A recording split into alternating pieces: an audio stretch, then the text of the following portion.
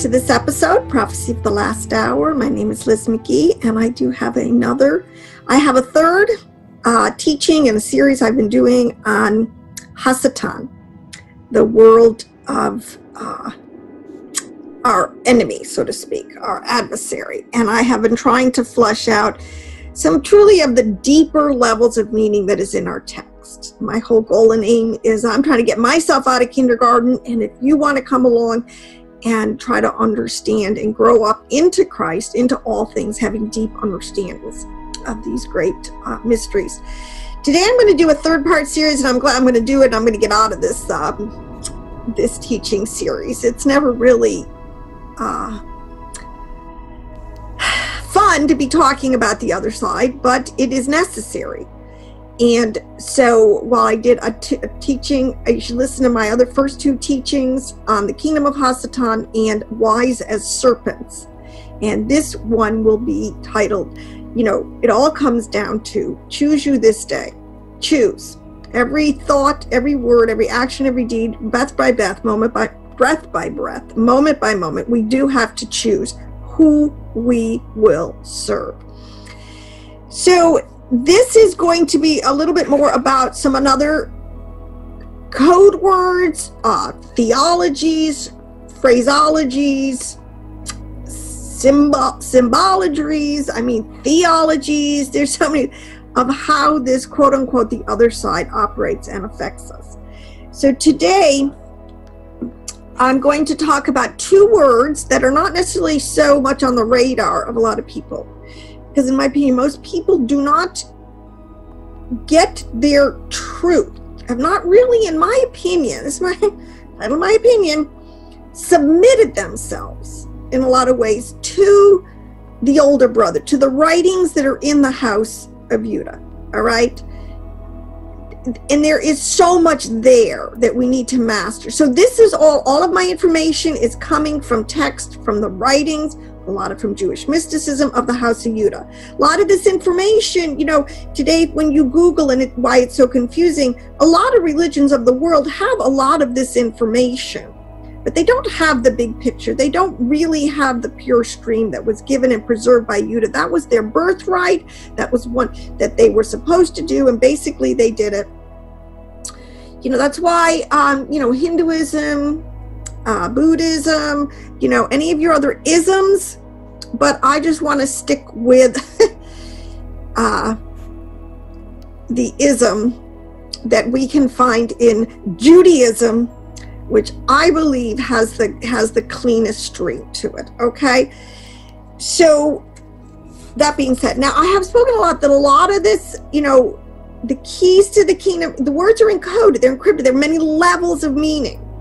And unfortunately, most of us have been schooled in a Western, secular, theological system that really only tells you and wants you to deal with the first level of meaning, which is, kind of physicality.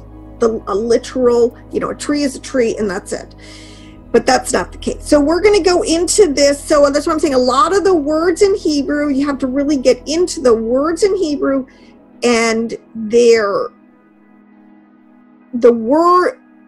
information that is in the word picture. So we're going to deal with two words starting off today. The words aleph and the word letter. Aleph and the word letter ayin. Now, both of them are silent in the Hebrew alphabet, and that's a very important concept right there. But the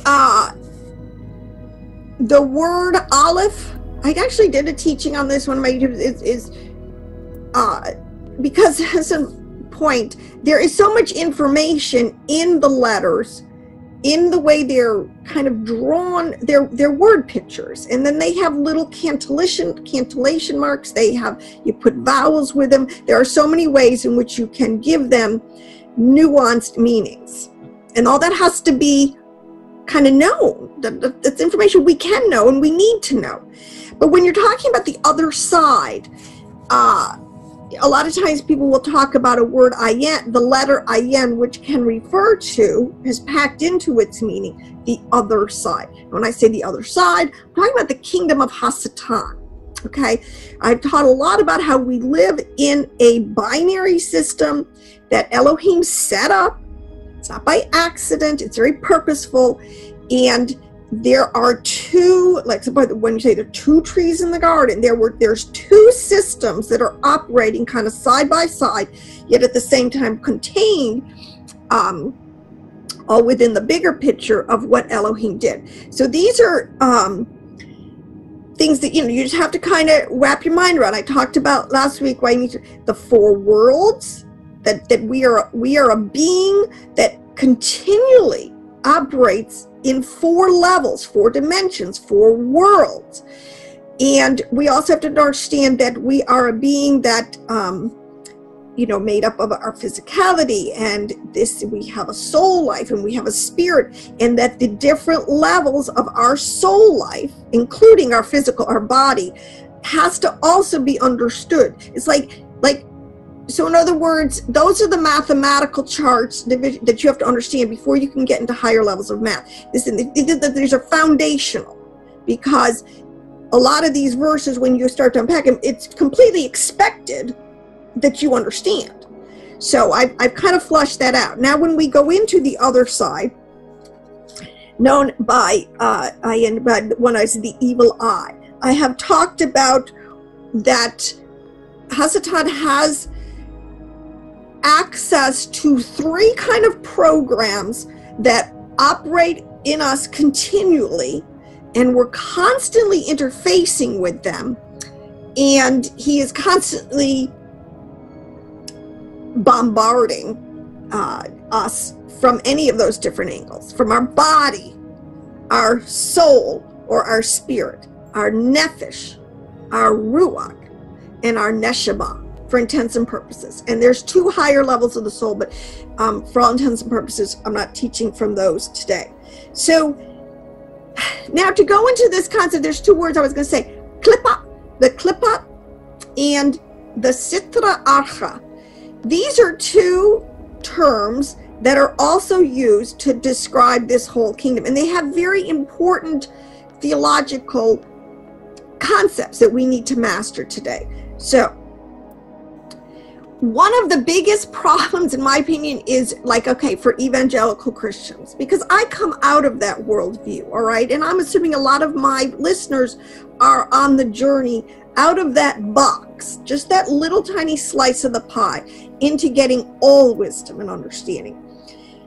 There's a very famous verse in Isaiah. So they'll, like, one of the pet phrases, oh, Yahweh doesn't create evil. He doesn't make evil. This whole concept that, you know, they don't really have an answer. A lot of times they don't have an answer deep enough of why is there evil in the world? How did it even get there in the first place? So today I just want to kind of philosophically try to give, why is it even there in the first place? Why would a good Elohim, a good father, create evil? All right? And there is an answer. So in Isaiah 45:7, it talks about, it says, Yahweh speaking, I form the light and create darkness. I make peace and I create evil. I, Yahweh, Yahweh, Vavhe, do all these things. Okay, now that, you can just write a whole book, just that verse, and many people have, because this is, in these words, in every single word, light, create, darkness, make, peace, evil, Yahweh, there's just so much information. But for intents and purposes, we're going to focus on three words in there. And this is what I've always said in Hebrew. It's very specific. No word is an accidental insert. All right? The sages and the prophets and the people who received these revelations and wrote them down were not confused. They knew what they were saying, and they knew the information they were trying to transmit, and they had very systematic ways of doing that. And in the three words, to make, to form, and create, it references the three worlds. The three worlds that I told you is part of the four worlds. Make is like when you make something. It really said, like, you know, if I was to make a paper doll, all right, It refers to the world of a sea and its root. And this is what I said. The sages are making this up because in the root word for the word make, it's 6213 in the Strongs. If you look at it, it is the word asa. And from there they get the word asiya, the world of physicality. There is a world called make, where things are made, things are manifested, and it refers specifically to the word of physicality, the world you can see, the final end result of something that took a lot of processes. So even making a paper doll, as simple as that sounds, took a lot of behind the scenes mental processes. All right. So from there you move to the word form. So here he's saying, I form the light. Or what we're talking about, I would say, I make peace. There's no accident, that's paired up together. And the word form, then next, I form the light. Form is a word, 3335 in your Strongs. It is the word yatsar. And from there you get this world of yetsaria. Okay, which is, so we're starting in the physical level, the world of Asiya. You go up next is into the world of Yatsar, where it's something is formed, and it's the word Yatsaria. And then there is the final word used in there, create, which is 1254, the word Bara, which you get the word Baria, the world of creation.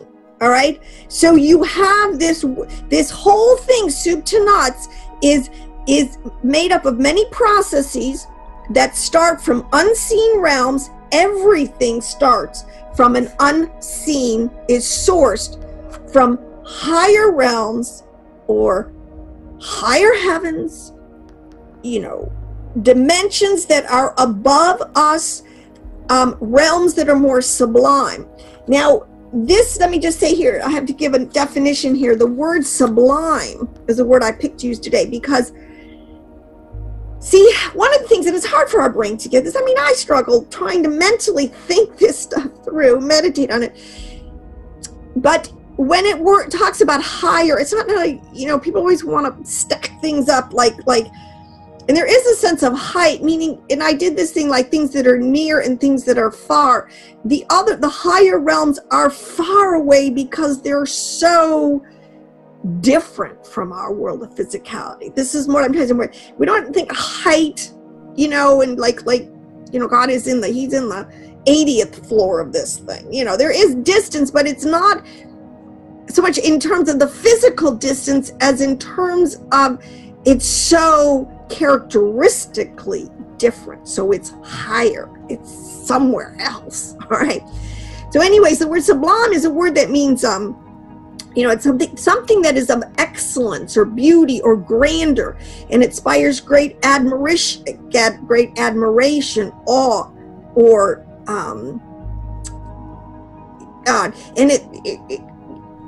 beauty. Like Mozart, sublime, the piano concertos he did. Some music is so sublime. It's just so otherworldly. It's so beautiful, or great work of art, or things that are just really. So that's how the word is used. So what I want to say, again, the word for these other dimensions, when you get into the words, things that are created and things that are formed, which are higher than the world of physicality. Okay, I might make a paper doll in this world, but it is such a poor copy or a poor representation of the higher places where these things come from. All right, I guess is what I'm trying to say. It's more exalted, elevated, noble, lofty, awe-inspiring, majestic, magnificent, glorious, superb. The adjectives, the synonyms go on and on. So this is kind of an important concept to understand. So, but what I have to say here is that Yahweh does say, he says he formed the light and he created darkness. I made peace and I create evil. He did. So we have to stop being children and say, Yahweh made the evil, but how did he do it? Why did he do it? And how does it fit into a bigger picture theology? Okay. This word is create evil, but the word create is 7. Did I say that? is related to a word called calamity, which is related to a word called Ra. Okay, so we're going to get right to this, which is related to the word evil. All right, when he created darkness and then he said, I created evil. In other words, Yahweh created this world of evil, of darkness, of where things that are contrary to his true divine nature have a place to function and operate for a specific purpose. And I believe my theology is for a specific span of time. All right, there is a time where it will be no more. So the first usage for this word calamity is in the tree of knowledge of good and evil. And they were told, the kind of thing, that if you partake of this domain, this world, these systems that I have, you know, it wrapped up in a lot of these words, and this is this, you don't partake of it, you don't eat it, you don't ingest it, you don't bring it into yourself, into your consciousness, into your soul life, or into your body. That's the ultimate thing. And you can even operate without even having a knowledge of it. This is Adam and Eve before they felt they had this complete state of bliss. It wasn't even on their radar that there were options to disobeying Elohim. All right. And you shall not put forth your hand. You shall not enter it and use it. All right. And that gets into the whole, admonitions against, magic arts and using, once you get a handle and understand that these forces. All right. So, and this is all part of the big story. But this is, okay, so now let me try to paint the picture of how this is really pretty deep stuff. And in an hour, I cannot unpack this stuff. What I'm just trying to do is tell people how we have very deep, true, tested, true, and tried systematic theologies to explain this stuff. All right. And we don't need to just pretend that, oh God, they're crazy. Oh my gosh, I can't wrap my mind around that. Well, you can wrap your mind around it. All right. And this gets into the whole, okay, now let me see, where do I go from here? I got myself. Like I said, all right, so everything always, I've said this many times, archetypes, they always mirror each other, or they always continually are reused. So there's nothing, I said, yeah, it's not chaotic, all right? He himself is not evil. This is the point. And he did create it, but he himself is separate from it. Praise God. But he himself, I don't want to get ahead of myself. There, we are made up of, again, like I said, stick to 4 worlds. You've got 5 levels of the soul. The basic ones that we interface with constantly is Asiya, the physical world, Yetzirah, the world of our soul, our emotions, and Bariya, the world of our thoughts. So it counters, these words can totally be taken and put on top of a template that would be for our actions, our speech, and our thought life. Programs that we're constantly running. So, and this gets into the whole point of where things are sourced. Thoughts come from real domains, believe it or not. They are real, energetic beings. This is a lot of times what is behind the word concept of angels. This is something we've really got to begin to wrap our mind around. And you can have good thoughts or bad thoughts. And our speech, once you have thoughts, the next level is you can begin to force those out into a world of formation. I can begin to articulate, and it gets so deep. And this is that life and death are in the power of the tongue. That's how powerful these forces are that are coming into and that we interface with, and then actions will see, and then you actually do a deed that is extremely, either glorifying to Yah or evil. So what I've been in the last 2 verses, last week's video, which I was really trying to flush out the world, the evil inclination, all right, which is a large picture word that is used to talk about the influence that the kingdom of haSatan has on us. All right. It's called our evil inclination. It is referred to as the left side. It is the tree of the knowledge of good and evil. All right. Now, the whole reason for this is because of our free will. What has happened is that Yahweh had to set up a construct, like a whole, and think of it as when you're making a whole computer program. Someone who is it's like computer programmers can really kind of, I think, understand this wrong. When you're writing a program, you have to write it for all sorts of options. All right. When these people were designing the computer, I mean, the complexity and of all different outcomes. So you wanted to be able to, with your computer, and have programs that could create and form and make all sorts of things, almost without limitation. All right. Because Yahweh made us as these highest functioning living entities that were ever created, the Adamic man. All right, this is the point. We had the most sophisticated programs of anything outside of Elohim operating in the cosmos. All right, now you never know it from most of us running our programs down here in physicality, where they say we only use 10% of our brain. All right, but that is the potential. That is what what our text tells us, and yes, I believe it. Okay, so in order to have, we are not made into robots. We are made into these high creatures with cognitive abilities to understand and interact with the whole cosmos, including Elohim.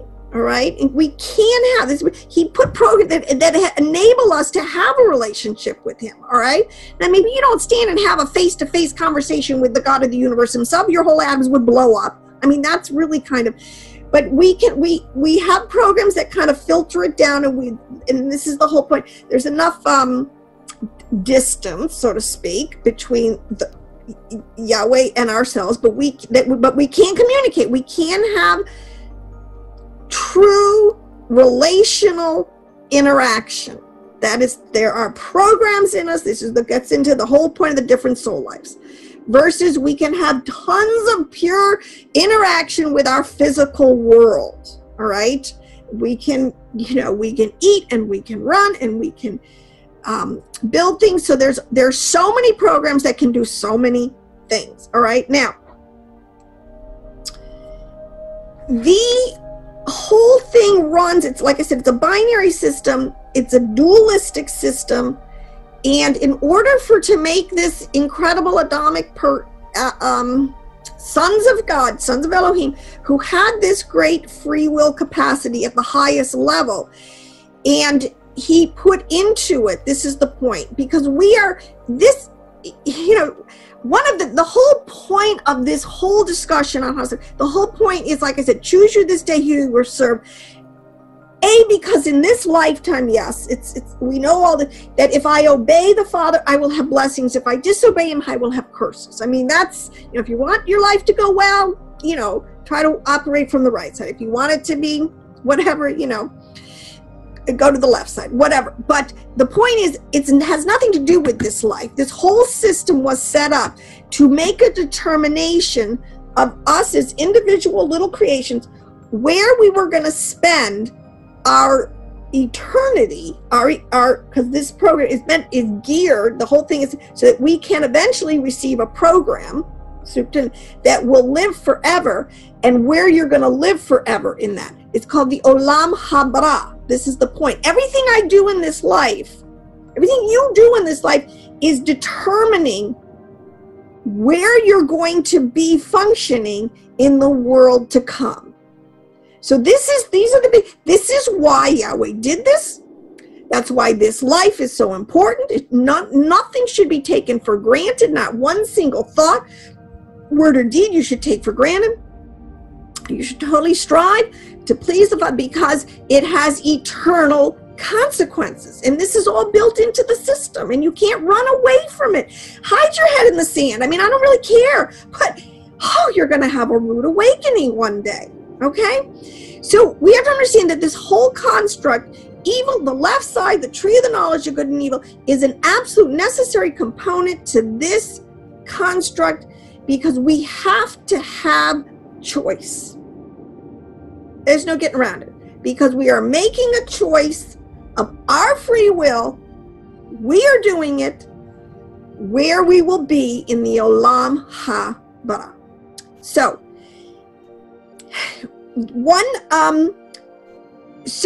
the world of haSatan, while in one sense you could say that everything that Elohim made, because was good, because it does have a ultimate good in mind. He wants us, he needs us, not that God needs anything, all right, but he needs to choose, all right?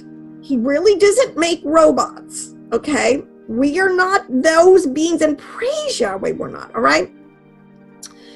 So this construct of he created darkness and he created evil so that we would have forces, opportunities, situations, adversities, calamity, that would force us to make choices, that would highlight. All right, now it's much deeper. There's a lot of levels to this thing, but basically we have to understand we don't have to apologize for evil. All right, you don't have to do evil. You got perfect choice, but don't apologize for it in the sense that Yahweh, it's somehow outside of his control, and maybe this little thing just slipped away, slipped away and got out from under him. No.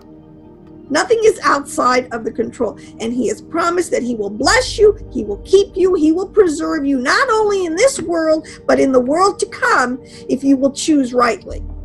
Okay, now let's get a little more into this concept of the Klipot and the Sitra Archa, all right?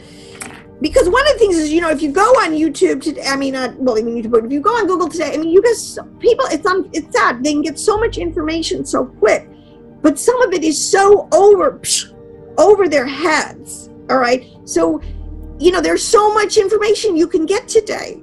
Little kids, kids, 10, 12, 11, can access grimoires and magical arts text that in no other generation was it so available for people to flood themselves with the knowledge, quote unquote, of good and evil. So we do live in very perilous times. This is part of it.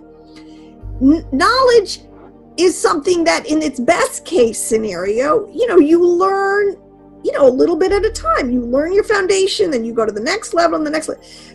The flip side is too much information too soon, without the proper foundations and the proper boundaries, can just explode lives and people. And this is what we see happening today with people. And this is what happened to even Adam and Eve in the garden. They just kind of like exploded with, even into this whole world, the knowledge of good and evil. Okay.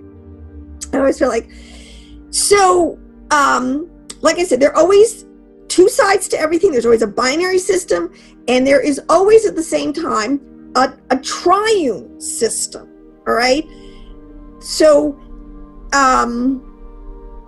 so you have a right side and a left side, which is one of the ways that a lot of this information is coded into the text. All right. He says, the right hand of blessing and the left side of cursing. All right.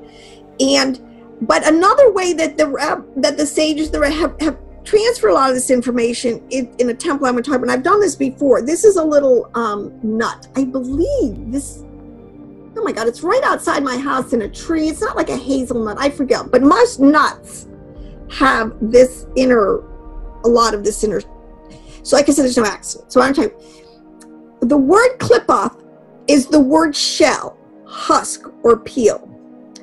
It is a word that is used to describe our first introduction, or the first level of the other side.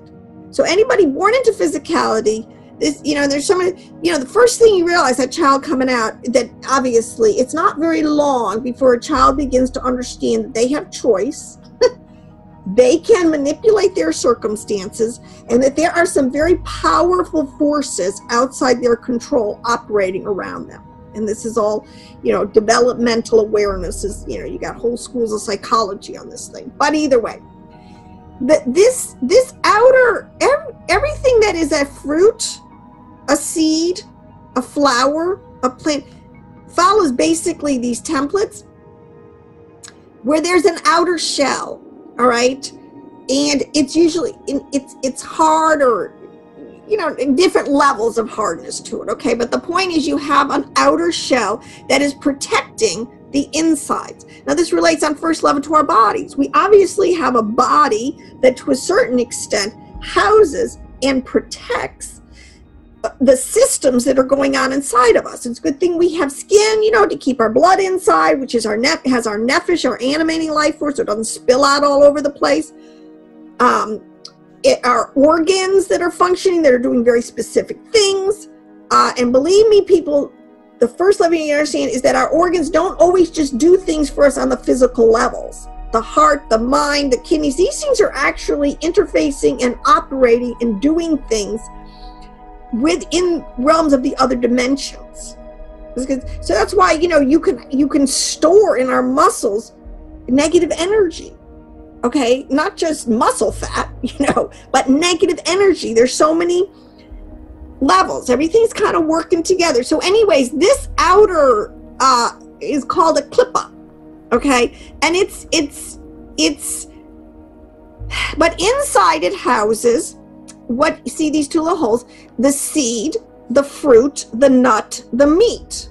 Okay, so what you're really, when you crack a nut, you're not cracking it because you want to get you want to eat the hard part. You're getting it because there's something very precious and sustaining on the inside, which is called its meat, the flesh. When you eat a pear, an apple, you're eating, the flesh. All right, but if you look at, there's two little holes, and there's kind of a middle wall. This is why I like the middle wall of partition. One thing about the Hebrew language, what I love about it is, once you really understand this, and it's very, like I said, it's concrete. They use these examples very specifically because it works. It's not, this little nut was not made out of a confused mind, right? So anyways, the two halves on one level, it represents two sides of your brain, the left side and the right side. Okay, we know this. The temple, there was a middle wall of partition separating a left and a right. This template is used over and over, and here we find it in this little nut. Okay, but the thing that is interesting about this, and it's called the Klipot, and this is sort of, now we're getting into the psychological or the soul levels, dimensions of this concept, this shell. When the Bible talks about us having, hardening our heart, or your heart becomes calloused, or verses somewhere where it becomes so calloused it's just worthless. All right, it's talking about in more parabolically, but in a very real sense, because these things are real, where our heart, this protective covering over it becomes so hard it's impenetrable. Because remember, you do have free will. So, if you absolutely harden your heart against Yahweh, and he can't, you just don't leave him any room to enter, you're in a very bad state and serious situation. But some of these, okay, so everything is binary. Everything is also very triadic. All right, and this is what we try to explain this. So there's a left side and a right side, right? There's a middle section here, okay? And this actually, I want to say first, is a total template of the brain. That's why I said, the right side of the brain, the left side of the brain. You could look at this thing as the cranium, the skull, the outside is, and you could look at the middle wall, we have beginning our spinal cord, which runs up and down, originates in the brain from this section. So in other words, this middle wall is actually the very beginning of your spinal cord that kind of runs down your body and separates your body into a left hemisphere and a right hemisphere. Okay, so it's all fitting very neatly. But the point is, some husks, some peels, some shells, some Klipots, they're not all, there's levels to this thing, okay? So in other words, it's not always so black and white. You can harden your heart to a point where, you know, this is what he's saying, it's worthless. Just throw it out, you know, crush it. It's the only way you're going to get anything out of it is if you just literally have to crush it. Other Klipots are not necessarily so hard. Like when you eat an apple, you do eat the skin. You do eat this outer portion, and no problem, you know, your teeth go right through it, and it's all part, and you can ingest it, and it's actually perfectly fine. Some other Klipots, like take a coconut. I mean, that you don't really do anything. It is so hard. That's something that you have to actually smash with a hammer to get at the fruit, the coconut that's inside it. So even within this archetype, there's tons of levels of understanding or levels of Klipot, okay? And this is a principle, because all things ultimately do work together for good. And what I want to say about this is, even in Jewish theology, they have divided this concept into like 3 basic levels of understanding, okay? And they have Hebrew words for them, and I'm not even going to give the Hebrew words, because half the time I can't even pronounce things correctly. I'm sorry, I do have a learning disability, I believe, of pronunciation. But be that as it may, the point is, some Klipots are so thin, the veneer is so thin, you can eat it and ingest it, and that's fine, all right? And then some are so hard that they just have to be just thrown away. It's just ridiculous. Nothing good really can come out of it. What's the point? Crush it and let it just go back into the whole recycled thing. Right there. Then there's some that are kind of in between. You know, orange peels or certain things, if you put them through a couple of different processes, you can get at them. All right, some things have a little heat applied, or a little, you know, dicing and everything to make them palpable. So this is where all things work together. So sometimes we're not, this is why as beings, we're not all evil and we're not all good. We're so usually somewhere in the middle, and Yahweh has many ways. So I guess what I'm trying to say is, sometimes there might be a part of our soul or a personality, there might be this is what a strong, places that are pretty hard, they're impenetrable. But there are other places that are the veneer's a little softer, they're a little less hard, and it's very easy for Yahweh to get through, with the Holy Spirit, the blessing, this to get through.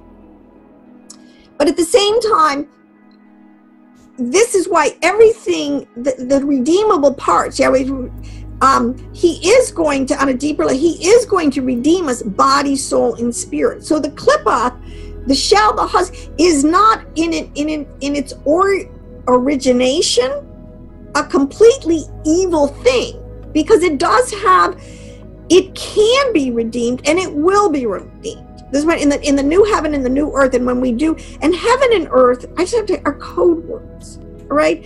Words have many levels of meaning. Yes, I'm not saying they're not stars in the sky, they're not heavens, you know, but basically heaven and earth is talking about the 2 realms, the 3, our body, the earth represents our body, our physicality, the levels of us are nephesh that operate in this world of physicality, so the earth.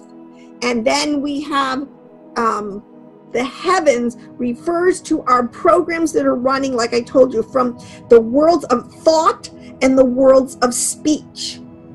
So when he's making one new man, or he's making a new heaven and a new earth, he is making and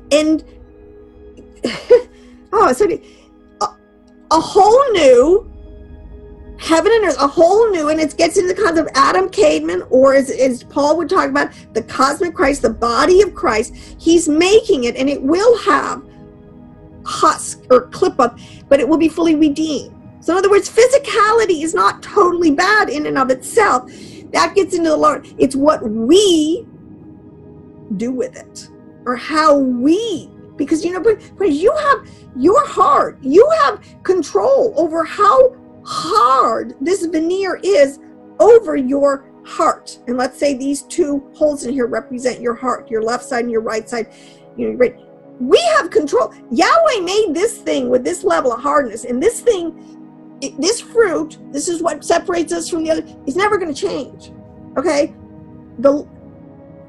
An orange peel is always going to be orange, and it's always going to have that level of hardness to it, as versus a coconut, versus this nut, or is anything else. But our level of hardness, we're totally in control of it, and that's where it gets into the whole point of the other side. All right. Now I want to show something.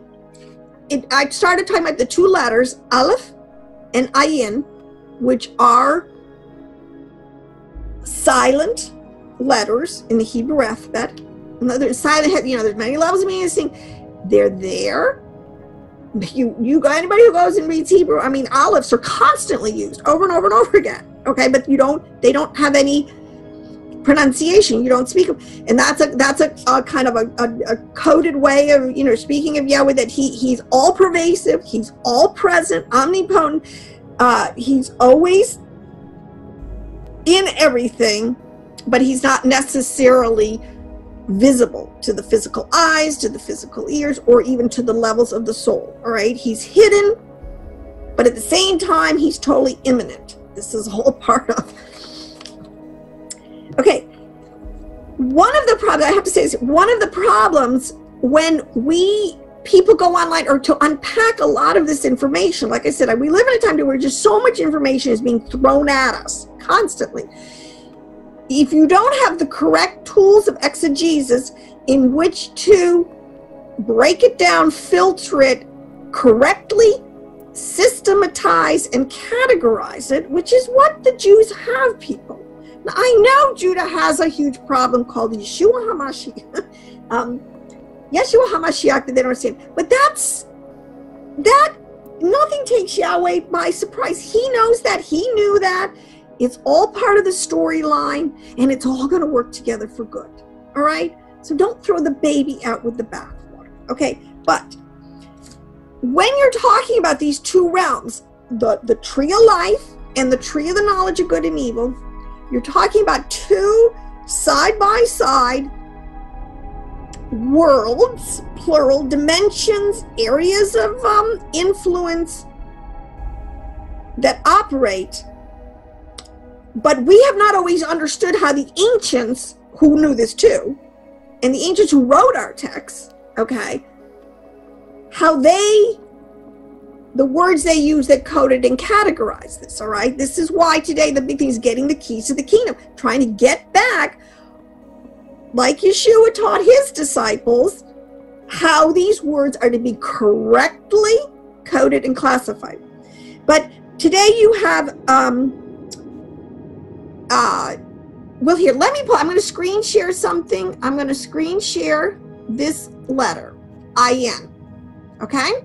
Now, like I told you, see these little marks on top? Those are called little cancellation points. This is made up of, I forgot to look at what the two words, I think it's made up of a Zion and a Vav, but I am not sure about that. I didn't look that up. Because even the letters are made up sort of other parts of other letters, right? But if you look at this thing on the left side, it has a thing called the evil eye, and on the right hand, it's called the good eye. And then they come together and into the bottom part, it calls it the will, okay? In ancient, like Egypt, all right, they have something called, first of all, in this letter, the one word translation would be I, E-Y-A, the eye, all right? But you have, within the eye, it's dualistic, it's binary, it's separated. There's two things here going on that do meet at a certain point called our will. You have the good eye, the evil eye and the good eye. And this explains, like in a lot of the Egyptian hieroglyphics, you will see an eye, and they call it the eye of Horus. Now, the thing about the pagan nations and their symbology is many of them are operating and using symbols and explaining things from the context of the left side or the other side. So we know, again, Egypt, Mitzrayim, is even a coded word, and it's for the body of a fallen place. Because if you know the story of Mitzrayim and one of the sons of Ham and the whole point, and their religion, it is obviously not coming from the pure stream, all right? But what I wanted to say here, the left side, all right, let me just say, you have Ra, Horus, and Osiris. These are constant words that are coming up in a lot of literature and in a lot of symbology, and people are trying to figure it out. Well, we're talking about, because everything that haSatan, that Yahweh has done, haSatan has mimicked. So while you might have, we might call it today, the Father and the Son and the Ruach, right? The Holy Spirit, that are the primary functioning, I don't know how do you say all that in 1-2 sentence sound bites? Okay, the world of Elohim, the good, the right side, and then you have the left side. But what I'm trying to say is Ra, Horus, and Osiris are the unholy trinity. So this is why you have in the evil eye, all right? And this is they're unseen. One of the things that, a quote from Rashi, who is a great medieval sage, and can really elucidate on a lot of these concepts, is ayin, when your eye is evil, all right, which is another way of saying when you become a slave to sin. So what I'm trying to say is, if you understand the theology that is being talked about, and then you kind of pair it up with the symbols, a lot of the letters that make up the roots, that make up the words, and then a lot of the theologies that are built upon these things, you understand that this evil eye, this whole letter of ayin represents what is called the evil inclination, the Yetzer Hara, all right, which is a construct. There are programs that run in which this whole domain has geographic domain locations, whether they're in our body, our soul, or our spirit. This is all the information that we can get out of the deeper understanding. So, and how it's coded is, if your eye is evil, you become a slave to sin. Your evil inclination is the one that you're functioning from. So choose you this day. You're going to choose good or evil. You choose evil. You've activated the evil inclination called the Yetzer Hara.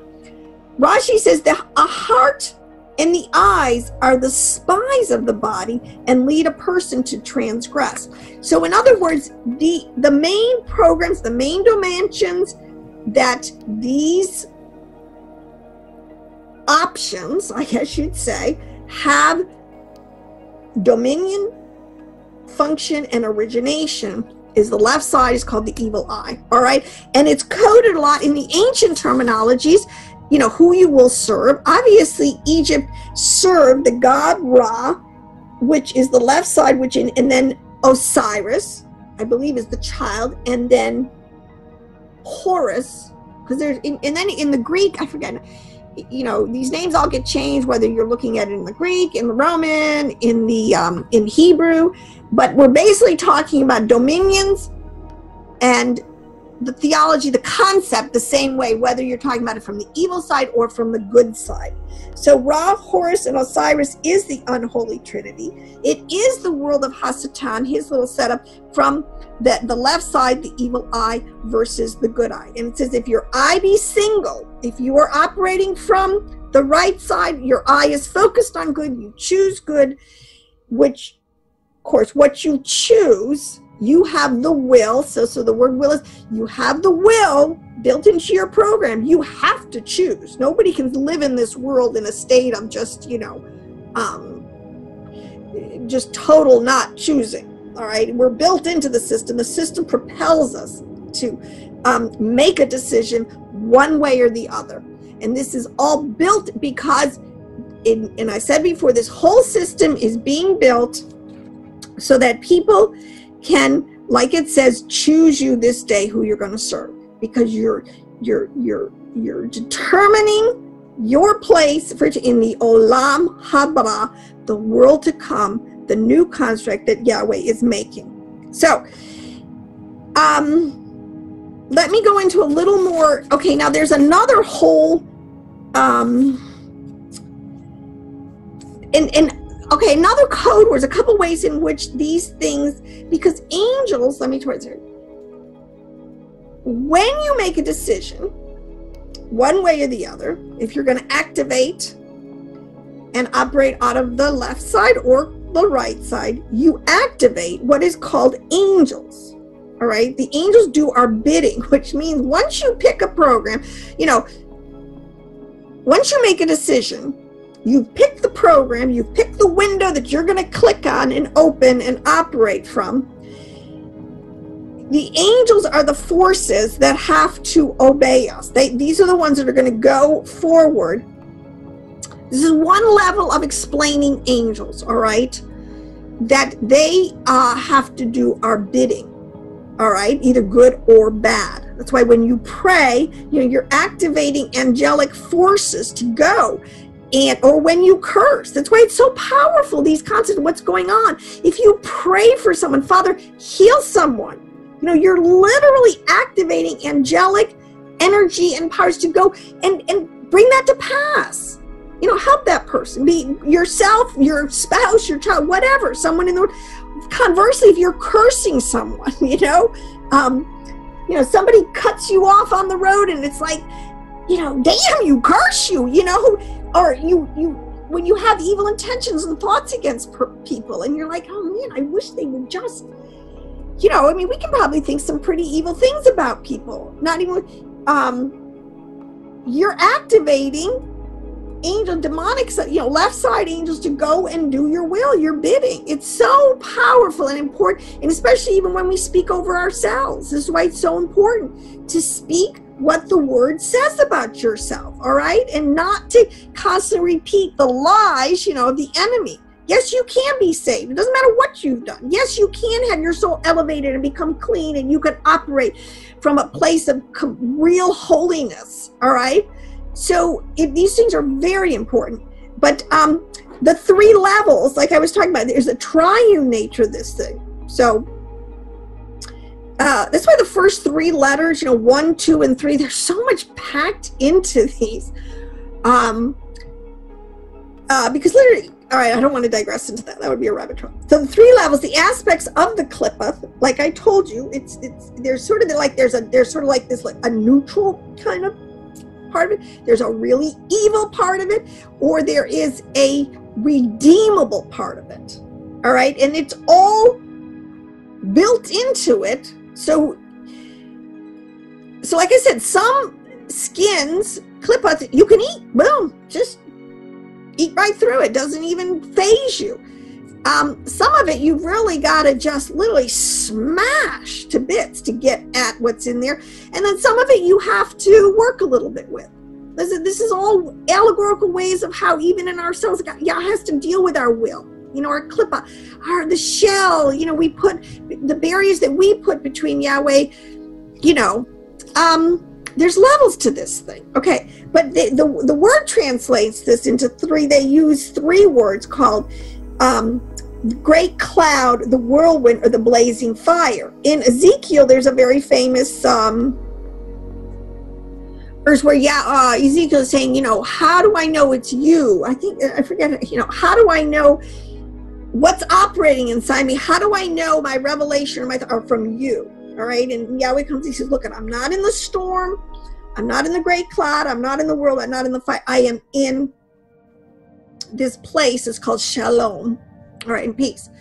But that's what he's referencing. That's sort of what the whole discussion is. But the word great cloud, whirlwind, and blazing fire are all words that are used to transfer this information to us. These are just code words once you get through them. And these are all souls, all nephishes, life forces that are, so in other words, so there are coded into this thing are, okay, so fire can be good, but fire can be bad, right? So the fire, you know, you can have fire that you can cook food with and that you can warm yourself with, but you can have blazing fire that just torches and destroys everything. So again, there's always levels to things, nuances to things. But in this is the whole concept that not all, even getting to foods, not all foods are kosher or pure or clean or come from the same root system. These are a lot of the same things that he's constantly trying to get us to understand on these deeper levels. These words are all pointing at us to deeper levels of understanding this whole battle that's going on. And it is. And this battle, I want to say, is like it's galactic, but it's inner. I mean, even quantum physics. I just want to say this. I love this. This is one of the reasons why I love studying the deeper Jewish mystical texts. And this is called Kabbalah, people, so get over it, all right? Is it on the physics of the metaphysics, it's fascinating, but even quantum physics today is telling us, they're tapping into this truth, this reality. They're really beginning to figure out how these forces, how the world is kind of put together and operates, and it actually totally mirrors this whole concept that I've been talking about. This is the construct that Yahweh built, that's binary and triadic and, you know, expandable. It's made up of waves and it's made up of particles. It has speech and it has thought. Those words are, that's why they're coded and ultimately in an action. And this all, it all builds on each other. All these words and all the truth that the science truly calls, is all pointing in the same, to the same deeper truths and deeper realities. But even in quantum physics, and this is the point that we've come to an impasse sort of, because in order for these people to, science to really understand how it works at the quantum level, and conversely, in the galactic level, all right, they have to kind of get into the other dimensions. They really have to buy into the fact that not everything that there are levels to this thing that beyond our physical eyes and our physical ears, which once that is shattered, which it will be, that Klipot, that lie, that deceit, that falsehood, that huge covering that's been built in by haSatan, that's called the veil, that separates us. It says, you know, that the dividing wall, and how it says that he has put a veil over the whole earth. All right. Once that thing is shattered and broken, and then we move and we really understand this thing. But at that point, to a large extent, it's going to be over. That's when the music stops and you're on a chair. You better find a chair. Let me put it this way. You're going to find a chair, and that's going to be your chair for the Olam Haba. But worst case scenario is if you don't get a chair, you're just thrown out of the game, utter darkness. Oh my gosh, there's so, okay. So the thing about quantum physics, there's no predictability. They have no math today for how this whole concept, light, thought, speech, and action work, the brain, the heart, and physicality, what you call the vessel, the light, or light and sound, the vessel and the animating, the force behind it, light and movement, it's, you just can't beat it. But in the system, it's binary. There's a left side, there's a right side, there is a middle. The middle pillar, choice is built into this thing, our free will, but the middle pillar, praise Yahweh. He gave us the antidote, a way to make peace. You can call it, now listen, if you're on the side of Judah, you're going to call it the Torah. Okay? If you have been introduced, you understand Yeshua in the flesh, you know, Yahweh, God is with us.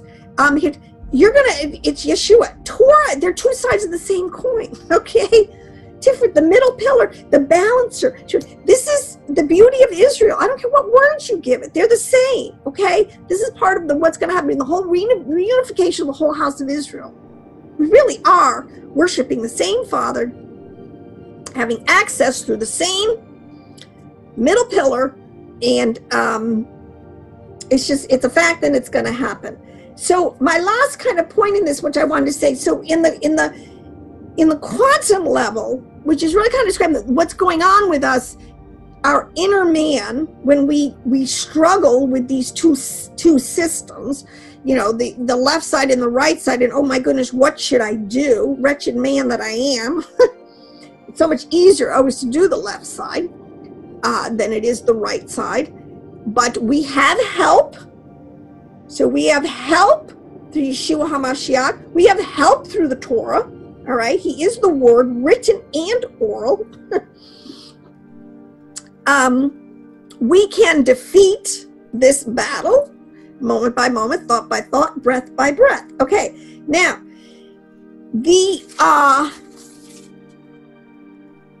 evil, this Klipot, which, let me make these last 2 points, comes from, if you read Genesis 1:1, very clear, in the beginning Yahweh made the heavens and the earth. Okay, that's code for the whole concept of the world's physicality and the heavens, everything, all the programs, everything needed, soup to nuts. But and the earth was without form or void. The thing is, see, this gets into some really deep stuff, which I can't, but how does it make room for this whole world that he has to have of this tree of the knowledge of good and evil, this whole construct of this evil empire that has to have a place to function, as long as we have this choice, this dualistic thing going on. The fall of Lucifer,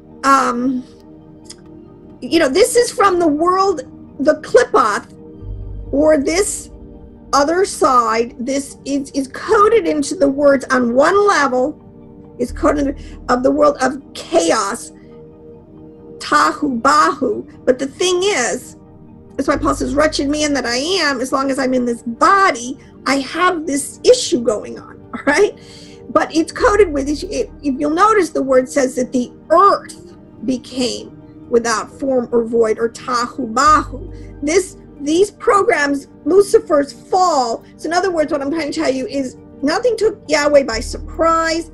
In the prior worlds, way back in the beginning, whatever, there was a Lucifer, the morning star, the son of the dawn, whatever. When he fell, this all worked into him falling and settling into, so to speak, his positions, his domains, his places of influence, all right? And I've been through a lot of this because, you know, even I'll tell you what, not everybody agrees. Not even all the rabbis or the sages agree on this on certain levels. But on one major level, Lucifer is a fallen being. He is not anywhere near, has the power of Yeshua HaMashiach, of Yahweh Vavhev, the Father, the Holy Mother, the Father and the Holy Mother, you know, what we call this Abba, Ima, Chokmah and wisdom, which is the sort of where Yahweh is in the brains of this operation. There's no contest. That's why we don't need to fear, okay? Because to the born again, greater is he, that greater is the Ruach HaKodesh in us than he, or meaning the evil that is in the world referring to the earth, the fallen nature. So we can operate from higher dimensions, and it means we don't have to worry about it. But it is good to understand. It's good to know, be wise as a serpent, understand this whole concept, what's going on. But 2 last points I got to make, hopefully I can make these pretty quickly, is the Sitra Archa is a very deep, esoteric stream out there of understanding how the really hard, or let me put it this way, the truly evil parts of, in the knowledge of good and evil, functions and operates in the world. It's very dark, it's very sinister, it's very, you know, stay away from it. I mean, seriously and truly, even this is what's kind of sad today. I mean, it's sad. So many things are available to click up with the people who, in my opinion, you know, it's just like they're just sheep going for this one. They don't even know. Little kids who can click on pornography, and then this whole world. I mean, it's so sad. You just have to come, Lord, come, Yeshua, because it's getting. You can open up this whole world of this dark side of the Sitra Archa, and you know, it's whole Luciferian world, okay? But this is the admonition to just stay away. Don't eat of the tree of the knowledge of good. You know, nothing's changed. There's still no better wisdom. The Father has given us no better commandment. All right? And it doesn't change. All right? Just don't eat, ingest, take into yourself, in your mind, in your soul, or in your body, anything from the Sitra Archa. All right? Have no, holiness has no, cannot be yoked together with evil in these categories. All right? So even though, yes, some people are really called to it, like I said, I have a kind of a working knowledge, a working understanding, because I feel it's, you know, I need to know what's going on. But believe me, I don't sit around and read grimoires or dark ritualistic, but I'm aware of it, all right? And I do know how to cancel it out. Yes, I know sorceries come against me. I know curses come against me. I can actually feel it. But I know the antidote, all right? I know how to cover myself and protect myself and stay in the house, all right? So, you know, according to your level of quote unquote, this word initiation. Okay, these scenes, I will tell you something, people. This is knowledge that is there. There are people in the body of Yeshua that need to understand this, not run away from it. If you're called there, fine. But don't go without the ruach. Let me tell you, don't go.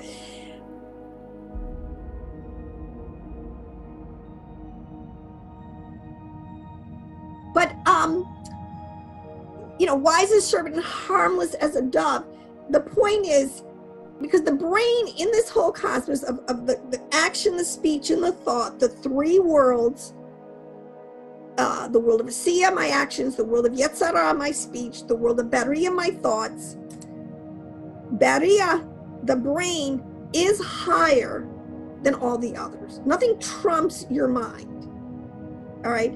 So, when it says, choose you this day, fundamentally, a heart that is weaned off of milk, which is another way of saying it, you know, you want to have a kindergarten, but if you want to drink the strong wine, if you want to be able to eat the meat and drink the wine, which is sort of adult things that people do, babies do not eat meat or drink wine.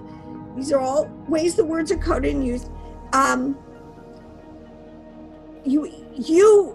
You have free will to do this, all right? But none of us should be stupid. This gets into the whole point of humility versus pride, arrogance. You do not want to eat the bread of shame. This is another way the word talks about it, that we do not ever want to be unwise in how we look at these deeper, more mature topics. So on that note, I think I have flushed out as much as I want to talk about on all this. I hope it blesses you, and I hope it puts some fear of the Lord, fear of Yahweh in you, gives you some meat to work with, explains some of the text on deeper levels, but propels you, be holy, even as our Heavenly Father is holy. Shalom and blessings.